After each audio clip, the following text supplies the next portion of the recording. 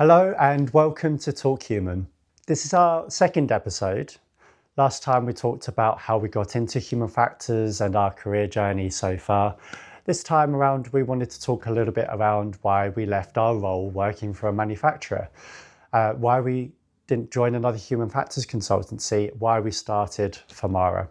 We talk a little bit about why I founded Formara, why Gareth joined us on the journey, and what the vision is. We talked a little bit around the differences between working for a consultancy versus a manufacturer, a conversational piece that many people find interesting. So I hope you find it interesting too. Let's get started.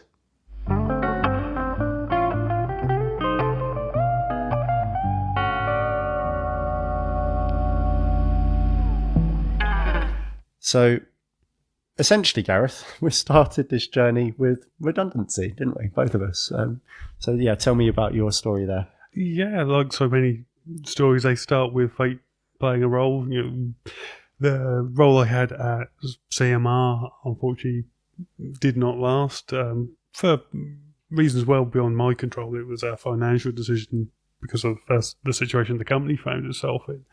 And I was then surplus to requirements, unfortunately, which is never a nice feeling, but I'm sure so many people can sympathise and have had that experience themselves. It's always a question of what do you do with that? Do you dwell on it and let it define things, or do you, use it as a starting point? And I think we're both gone through that journey, and we're trying to use it as a starting point and turn it into a positive. Yeah, last episode I talked about how fate has guided some of my career, and this was another moment of those. So 7 years at Smith & Nephew, I decided that I wanted to move into being a consultant. I wanted to experience what that was like after having spent more than 10 years working for different manufacturers. I joined a company called Schlesinger Group. They're now named as Sago. We had a really cool vision. They were recruiting participants. They had facilities all over America and Europe. And it made sense to bolt a human factors capability onto that. Me and you had both used their service while at Smith & Nephew. So we knew the company quite well. I knew the company well. And I liked the idea of starting a human factors team from scratch and, developing a culture around that, a little bit like what we built at Smith & Nephew. Much like you, through elements somewhat out of my control. I think for both of us, certainly for me, this was during COVID with a lot of volatility. They had a change in strategy that didn't involve human factors, unfortunately. And so, myself, the entire team were made redundant. But like I say, twist of fate ended up being actually one of the best things for me because it gave me the push I needed to start Formara. And for me, starting Formara was about capturing what I enjoyed about working with external parties while I was at Smith & Nephew, capturing the best parts of that, but also reflecting on the things that I felt could be improved.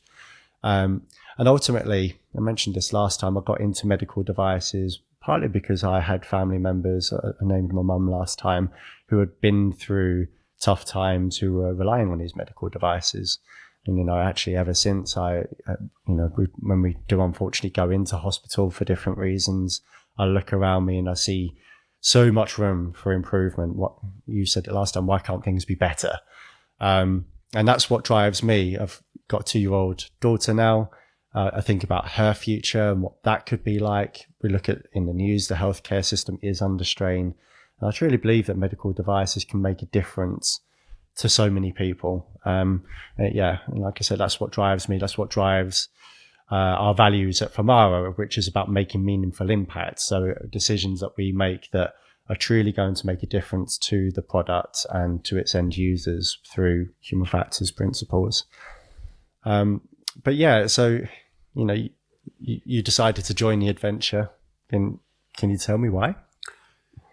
I think the main reason was the control it offers, because I've worked in a variety of companies over the years, and certainly with the larger ones, won't name specific examples, but there were instances where I was just a number on a spreadsheet to that company. There was no real sense of me as a human contributing to their existence. I was just a a calculation rather than an actual human being, and that is just more impersonal than I would like my career to be.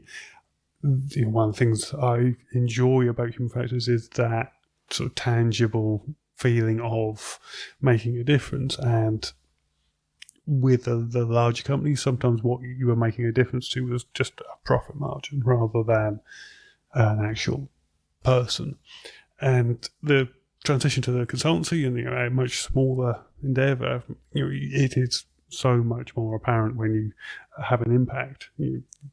There's nowhere to hide. So if you do something well, you see it. If you do something badly, you see it, and that is so much more apparent, and it's such a bigger factor in your day to day that helps drive the effort to keep going.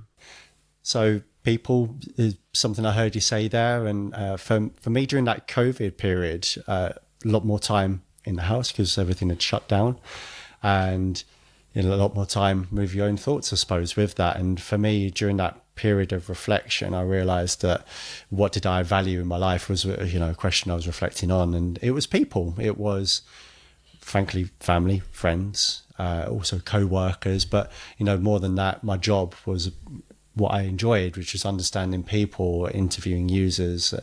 Also my team at Smith & Nephew, trying to be the best manager I possibly could, but also a mentor and someone who could provide guidance and coaching. I enjoyed that. That was something I really enjoyed. So when it comes to starting Formara, these were all things that were drivers for me. How can I take what I really feel passionate about and pursue that further? And for me, starting Formara was that logical next step. It was about, well, how do I get more of that? How do I get more of people? Continue doing human factors, but also build a team of people that can, help me towards that vision of making medical devices better. And at this point, I haven't got a segue because this has been really sort of interrupted, isn't it? Yeah.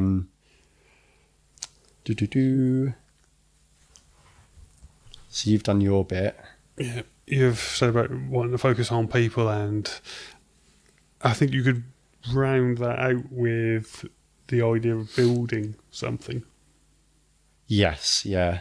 Because I can then follow up with having enjoyed building the capability in Pittsburgh, and then again now. Yeah, and so like what you said, Gareth, like having a bit more control as well. So working within a large company, you can affect processes and the ways that people work, but you hit those barriers of, we've always done it this way, or to improve this process we're going to have to do X, Y, Z, and it takes years to actually get something implemented. That if you've got an idea, it takes years from there to actually getting it started. So having a bit more control, being able to work a bit more dynamically, that was something I was looking for as well. And having a chance to really build something as well, like I don't know if we're getting too deep here, but having something that you can leave behind, a legacy of sorts, something that that future generations can also benefit from as well.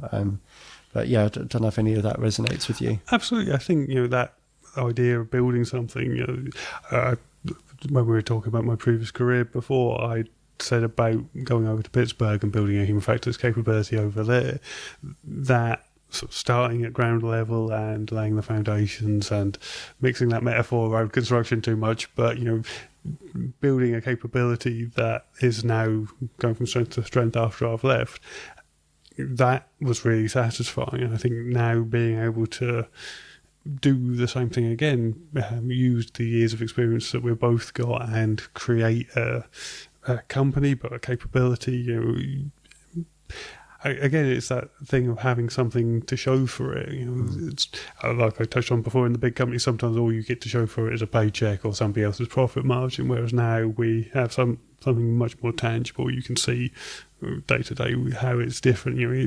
2 years in, we're a world further forwards than we were when we started, and that you say about big companies changing culture takes a long time. It's steering an oil tank, or sometimes trying to steer a mountain. In a startup, you can change things much quicker, and I think we've been able to do that, and that has been so much more satisfying. 100% agree with you there. We was just talking the other day about celebrating successes, because in the early days of starting any business, really, there is the survival mode, and we're now moving into beyond that. We're moving beyond survival mode, and now starting to be able to reflect on, well, actually we've done quite a lot in these 2 years, but like you say, we've got those tangible results now. So recently built participant database from scratch, pushing adverts out around local areas to let people know about the research that's going on in their area, and that's been really tangible. Building relationships with the local NHS trusts as well. This is something that, going back to people, I love the idea that we can now branch out and build relationships that maybe weren't needed in our previous role, or maybe weren't conventional either. But yeah, building relationships with the local trusts is something I'm really excited about. Connecting with people that are working in the area or from Hull, and hopefully helping that trust by making better decisions as well. We've talked to them about how do we do medical device testing for them so they can make better decisions from a procurement perspective. They're entering these long contracts, and usability does fold into healthcare economics and efficacy as well. And if they can use our data to inform their decisions, then hopefully we're going to make a good impact on the local area as well. I think one of the main changes that is apparent day to day is that we are having to stray beyond our comfort zone and do different things. We've had project after project where it's got the core of human factors, but there's always that little extra of I won't name examples because that's going into client details, but where we're doing things that we haven't done before. The participant recruitment in the area, that's another one where it's something we kind of knew how to do, but we're having to stretch ourselves to do even further. And those, it's part of that sort of startup culture, isn't it? In a big company, there's somebody else who does that for you. You've got a legal team or a finance team or a whatever team, whereas in a startup, you're most of those teams. Yeah, so. Yeah. In a small consultancy, anyway, you can't stay in lane anymore, can you? You can't just keep in your human factors lane. We have to. Recruitment's been a good example. Previously, as a manufacturer, you'd completely outsource that most of the time. There was, very few instances where we did anything more than that. Whereas now, building a database from scratch, like that requires thinking outside of the human factors box. That's not staying in our lane anymore.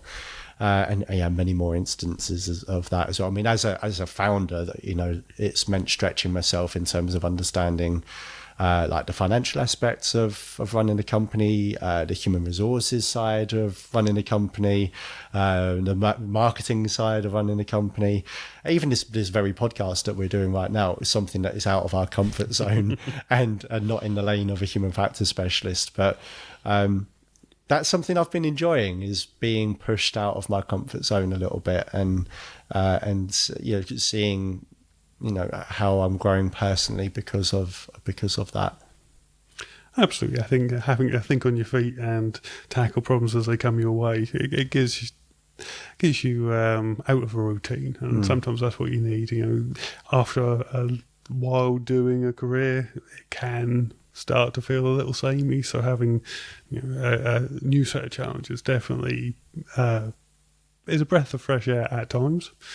Obviously, there are other times when those challenges you wish would just go away, but that's inevitable no matter what you're doing. But it's usually when your IT system is just throwing up a random error and you just go, I don't do this. Why? Please, Google, help me.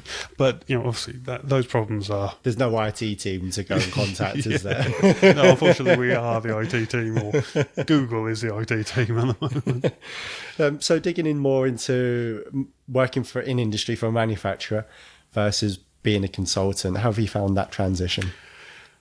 I guess there's positives to both.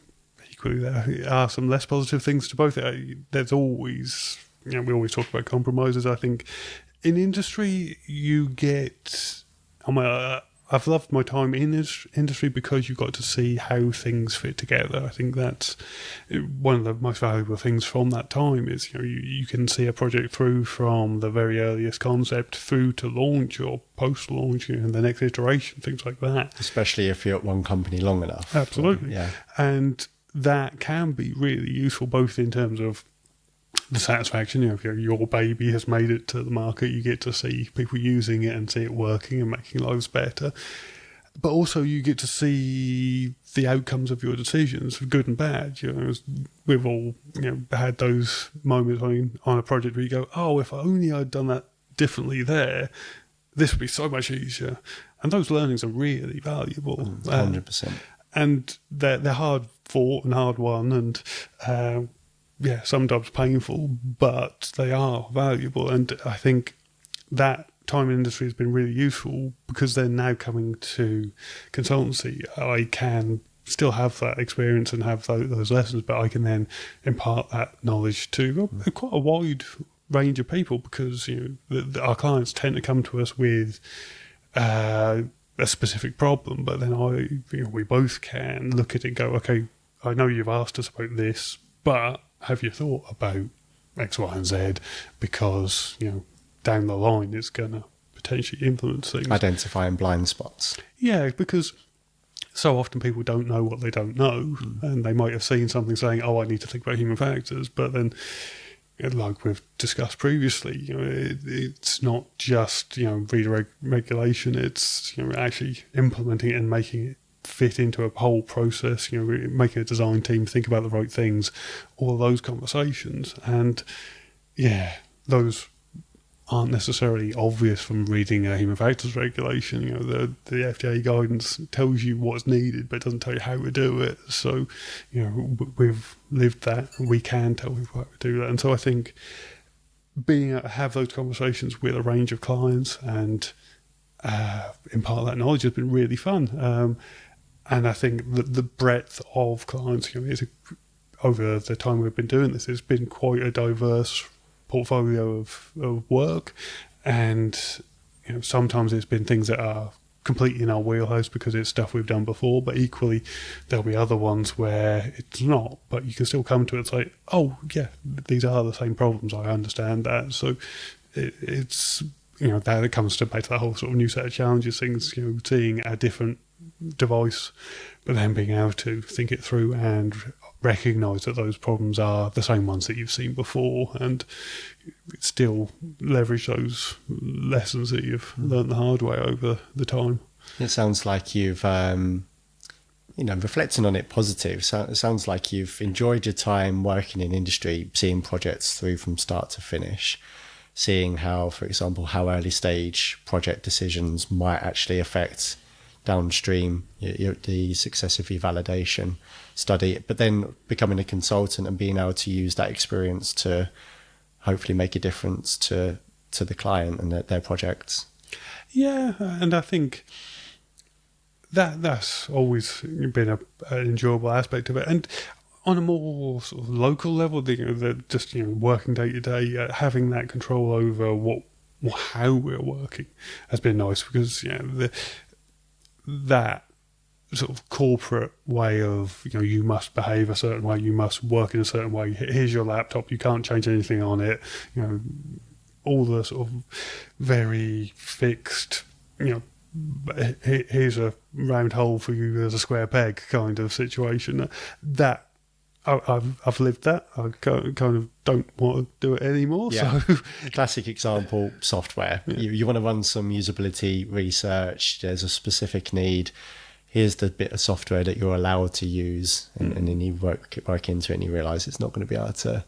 It's not going to fit the need that you've got for that particular research. Whereas, I enjoy now going, well, for this particular project, this is what we need. This is the equipment. This is the software that's going to best suit that particular piece of research. Yeah, I think having the flexibility to be the right shape for the problem that's facing you at that time. As a small company, we can shift and we have the freedom to change as we need to. Whereas particularly when in some of the larger companies I worked for, if you needed to change the way something was done, it could take years. Mm-hmm. And you go, well, I needed to do this 2 years ago, thanks, but this has done nothing for me. Yeah. So. And how have you found it going from working on, maybe several projects, obviously like a few which you're prioritising and, an extra few that you're keeping an eye on, but you're working on those for several years versus being a consultant working on, more projects over that period of time, but intermittently and working on a wider variety of devices as well? The variety's been fun. If I was to pick any negative, it's that as a consultant, it's a little bit more transactional, so there's a demand for a bit of work. And once you've provided that service, it's sort of thanks, but bye, and then you don't get to see it through. And so, like I was saying earlier, having done that time in industry, I did really enjoy seeing these things through. And yeah, that's a transition that has not been as enjoyable, but it's not painful. It's just in some ways it's a little bit disappointing. It's like, I want to see what happened with that. It's like, keep in touch, please. Yeah, you might see something pop up on a newsletter or LinkedIn a few years later, but and that you've contributed to that. But like you say, you don't get to, you're not immersed in that project throughout its journey. Like for me, you lose that element of control once you've done your research and you've made your recommendations, you've made your findings. It's then up to the client really how much they want to get you involved beyond that. And what I try to promote, that we do get involved beyond the research, so that there is a nice handover between the research and the design recommendations, using our experience of what it, how to do that pragmatically. Sometimes that's just not what the client wants, and that's absolutely fine. But yeah, as a consultant, that's probably one of the limitations, isn't it? That once you've done that research, you can't grab the horse by the reins and properly go at it and try and convince everyone within the medical device manufacturer that this is the right decision. We need to do it this way. I can impart that wisdom and somewhat passion onto the client and the person I'm working with within that company, but otherwise we're waiting for an invitation to do that, and that part of it's out of our control. Outsourcing work when we was Smith & Nephew, rather than that transactional approach of do a study, throw it over the wall, and then try and make it stick. How can we carry it forwards a little bit further? How can we deliver something that's going to have that meaningful impact? And how do we develop a relationship with the people in that company so that we can understand a little bit more on not just the technical constraints, but perhaps there's project constraints or budget constraints, or there's politics within the company. But as a consultant, the better we can understand all of that, the more pragmatic we can make the outcome. And so for me, like with developing Formara, that's a big value of ours, is human first is how we've described it, but everything we do, we put the human first in that. And that doesn't just mean human as in the user, it also means human as in the client as well. But yeah, I mean, like for you, Gareth, how do you feel that Formara fits with our personality? Well, I suppose in many respects, Formara is just us. It's not some corporate edifice. We are trying to build a company that is just a reflection of who we are. So it's not entirely serious. It's not polished in the way that some companies would be. That you just see a very pristine image online that with no real humanity behind it. I think that doesn't really fit either of us. We've said so many times about the focus on people, and I think that is why we also are willing to show the sort of warts and all of us as a company as well. I mean, we're sitting in front of cameras doing this, which is not comfortable for either of us, I suspect. No. It does then hopefully break down some of the barriers to see that there is a person on the other side of an email or a phone call or whatever, and it's not just that transaction between two corporate entities. Yeah, it's exactly why we're doing this podcast, isn't it? It's to try and connect with people. we've spoken a lot about Formara today, haven't we? It's rarely going to be like that. In fact, what we want this to be about is, our experiences. How can we share some of that with people in our sector? And obviously, as we go forwards, we want to invite other people onto the show as well, don't we? So that could be other job functions. It could be someone from a regulatory team or electronics engineer. It could be a VP of R&D. But also healthcare professionals and patients and other people who are on the other end of the interaction there. So how do we learn more from them, and can we share some insights from their experiences with people? But ultimately doing this podcast is a way for us to connect with people, isn't it? And that's what I'm looking forward to about this. Absolutely. I think that there's so many viewpoints and thoughts and experiences out there. It's going to be great to hear some of them. So we're coming to the end of the show. Got one final question for you, Gareth. Can you give me one highlight of being a consultant versus a highlight of working for a manufacturer?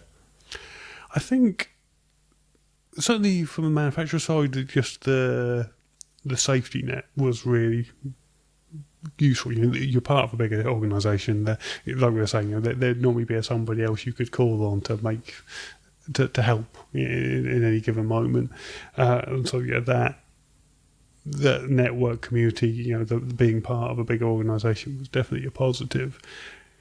But then the positive of being a consultancy, it's no more computer says no. There's no instances where a process forces you to do a thing that you don't want to, that doesn't suit what you actually need to do. So, like you said earlier, if you don't have the software you need, you go buy the software. You don't have to get approval. You just do it. And I think that freedom or flexibility is definitely a real pro or real sort of advantage to being this side of the fence. Yeah, 100%. Yeah, great way to end the show there.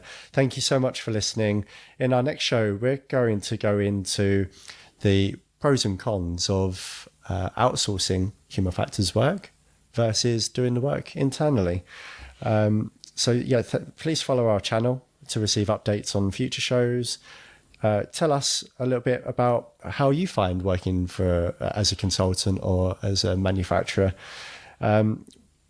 Finally, we'd love to know if you fancy being a guest on the show. As always, my email address will be in the show notes, so do reach out to us with any thoughts or questions. Thank you very much for listening. This is Talk Human.